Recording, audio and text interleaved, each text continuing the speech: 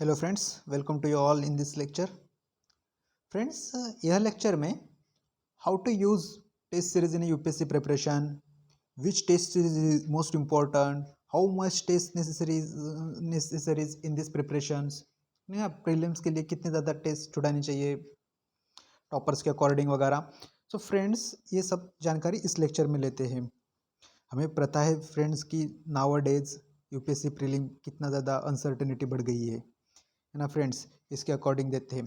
Friends, मैं आपको पहले ही बता देना चाहता हूँ कि टेस्ट सीरीज से एज सच डायरेक्ट सवाल नहीं बनते हैं। बन गए तो एज ए लक 2-3 सवाल बहुत हो गए, उससे ज़्यादा तो नहीं बनते हैं। तो फ्रेंड्स, यूपीएससी मतलब वो टेस्ट सीरीज देने का पर्पज़ क्या हो ना, अगर क्वेश्चन ही नहीं बनते होंगे तो, है ना friends. So such a curiosity कि कौन सा टेस्ट छुड़ाना चाहिए, कि मतलब उसका अगर टेस्ट से सवाल बनते ही नहीं हो तो क्यों छुड़ाना चाहिए। फ्रेंड्स, जो टेस्ट छुड़ाने का जो टेस्ट छुड़ाते समय जो एंजाइटी फ्रस्ट्रेशन होता है, पढ़ाई करके भी स्कोर नहीं बनता है, जब तब डिप्रेशन होता है, उसे टैकल करके जो मॉरल डेवलप होता है फ्रेंड्स, जो एटीट्यूड डेवलप होता है।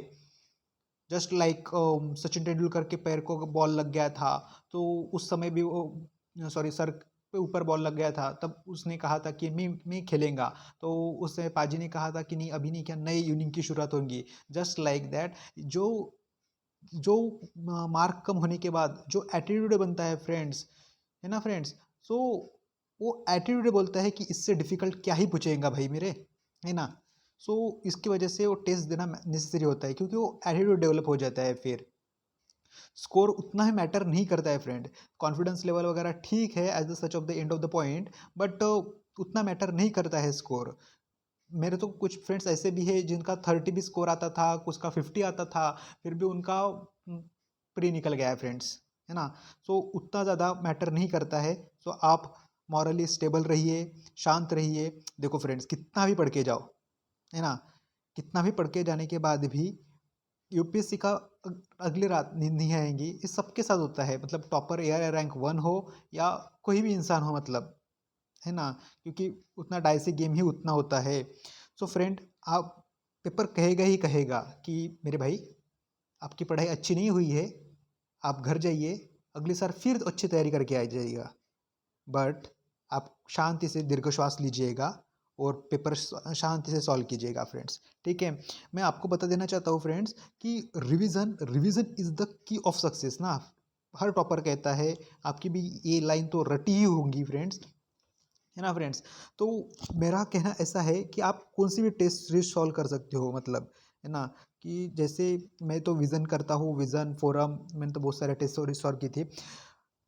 बट एक स्ट्रैटेजिकली प्लान जैसा है ना, इसके बारे में देखते हैं कि एक बात याद रखिएगा फ्रेंड्स कि फर्स्ट मंथ पहले जितना भी आप पढ़ाई कर रहे हो, तो यूपीएससी के एक मंथ पहले आपको कम से कम 50% सिलेबस तो रट्टा होना चाहिए।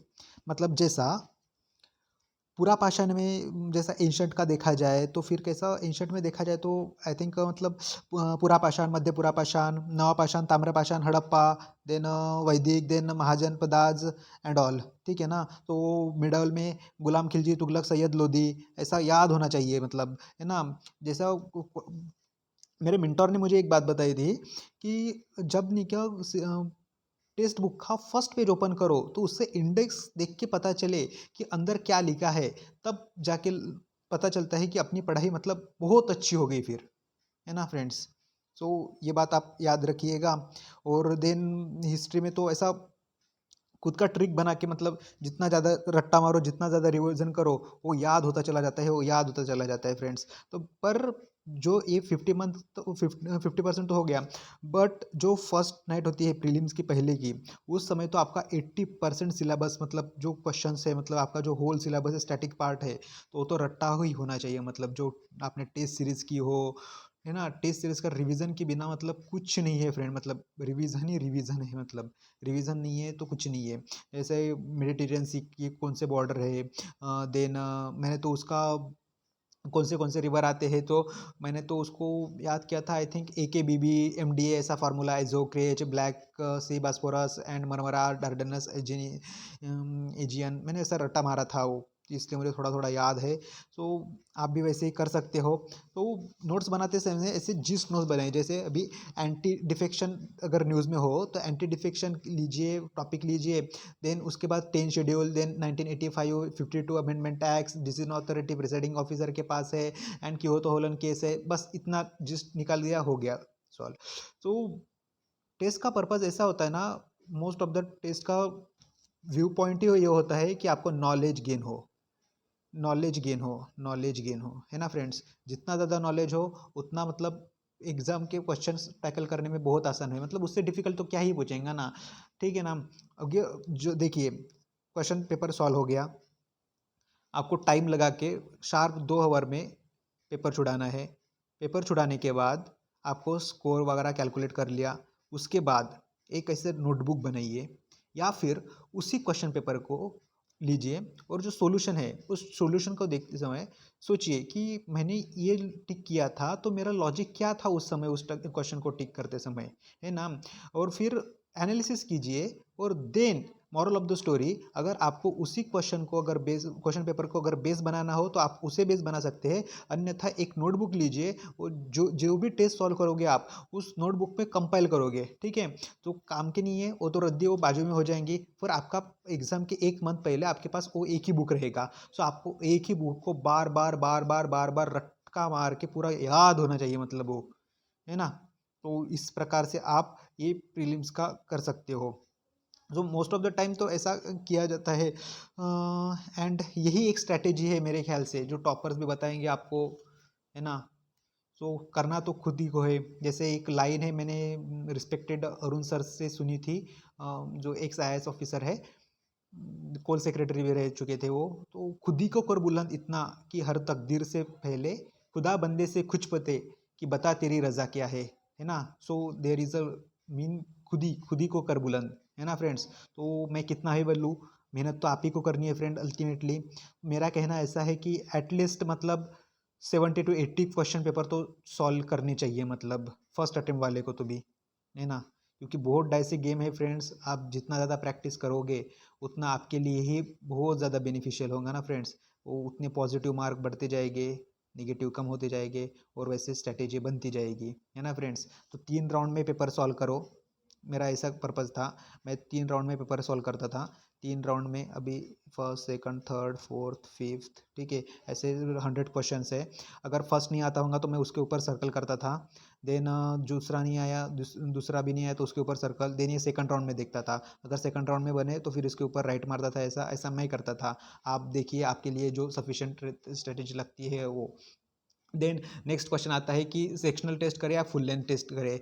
देखिए फ्रेंड्स, सेक्शनल टेस्ट का पर्पज़ ये होता है ना कि आपका वीक सेक्शन कौन सा है। फुल लेंथ टेस्ट उड़ाने के बाद आप अपना लूप होल्स देखिए, है ना, कि आपका गलत कहाँ हो रहा है। अगर ज्योग्राफी के सवाल गलत होते हो तो आप ज्योग्राफी का सेक्शनल टेस्ट उठाइए और वहाँ से 100 क्वेश्चन कीजिए फिर, है ना। आर्ट एंड कल्चर का नहीं, मतलब आर्ट एंड कल्चर को उतना ज़्यादा इंपॉर्टेंस, मतलब ठीक है अभी वन लाइनर मेरे लेक्चर में ही वन लाइनर है, तो आप वन लाइनर कर सकते थे, मैंने भी वही रट्टा मारे थे। तो पिछली बार उसमें से 3 सवाल आए थे 2020 के UPSC के CSE के पेपर में ना फ्रेंड्स। मतलब वो वन लाइनर बहुत ज़्यादा ट्रस्ट है, वो मेरे खुद के नोट्स है फ्रेंड्स, आप ट्रस्ट कर सकते हो ऊपर, क्योंकि मैं भी वही पढ़ता हूँ, सो मेरा ये वो उन सोर्स है वो, ठीक है ना। ऐसे आप खुद का नोट्स बनाइए और रिवीजन कीजिए। टेस्ट सीरीज जितना ज़्यादा कर सकते हो कीजिए, बट उतना ही कीजिए जितना आपसे रिवाइज हो सकता है फ्रेंड्स, क्योंकि रिवीजन के सिवाय कुछ नहीं है, मतलब रिवीजन ही महत्वपूर्ण होता है और रिवीजन ही आपको सिलेक्शन दिलाएगा friends, mark my word friends, है ना फ्रेंड्स। सो अगर आपकी कुछ क्वेरी हो तो आप कमेंट सेक्शन में लिख सकते हो, मुझे बता सकते हो फ्रेंड्स, ठीक है नहीं। और कुछ और लगा तो मुझे बताइए, I will try to make video on that topic, है ना। तो मेरे समय तो जैसे अगर हिस्ट्री का रहा तो आप हिस्ट्री के लिए फैक्ट के लिए नहीं कि एक छोटी डायरी बना सकते हैं। मैंने भी छोटी छोटी डायरी बनाए थे, मेरे तो बहुत ज़्यादा रिवाइज हो गए, तो मैंने जितना ज़्यादा माइक्रो हो सकता था मुझसे तो उतना जितना मैंने माइक्रो किया था। बट स्टिल आपके हाथ में फ्रेंड्स मेहनत करना है आपको, मतलब फल की चिंता तो नहीं करनी चाहिए, मतलब है ना। सबको कहते हैं जीसस को भी बहुत ज़्यादा संघर्ष करना पड़ता था, है कि नहीं। सो इसलिए संघर्ष के बिना तो कुछ है नहीं फ्रेंड्स, मैं अपना बेस्ट दे सकता हूँ, आप भी देखिए फ्रेंड्स, है क्या नहीं। सो मेरा वीडियो पर रहने का पर्पज़ ये था कि आपको टेस्ट सीरीज़ की जानकारी हो, टेस्ट सीरीज़ आपको पता चले कि इम्पोर्टेंस क्या है। टेस्ट सीरीज़ का बहुत ज़्यादा क्रूशियल इंपॉर्टेंस होता है फ्रेंड। मतलब सिलेक्शन जो भी होगा ना, मतलब टेस्ट सीरीज से सवाल नहीं आएंगे फ्रेंड, मानता हूँ मैं, बट जो नॉलेज गेन होगा उससे बाहर तो नहीं आएगा ना फ्रेंड्स, है क्या नहीं। आपको एक कॉन्फिडेंस आ जाएगा कि मैंने भाई इतने टेस्ट सीरीज सॉल्व गया हो, देखो रिजल्ट कुछ भी हो, है ना, बट आपकी मेहनत तो रंग लाएंगी ना फ्रेंड्स, है क्या नहीं। So trust yourself and go ahead. अभी 7 महीने लगभग बाकी है। आप अगर फर्स्ट अटेम्प्टर हो तो दिसंबर तक अगर आप मेंस करो, क्योंकि अल्टीमेट फ्रेंड्स प्री के ऊपर ही सब कुछ बनता है।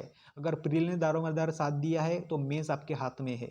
दिन उसके बाद 2 मंथ मिलते हैं और मोर देन सफिशिएंट होता है उतना, ठीक है नहीं।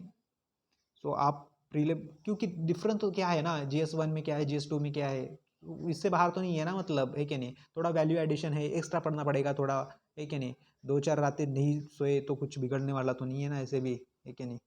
तो आप मेहनत करो, भगवान आपको सफलता दे। Thank you friends.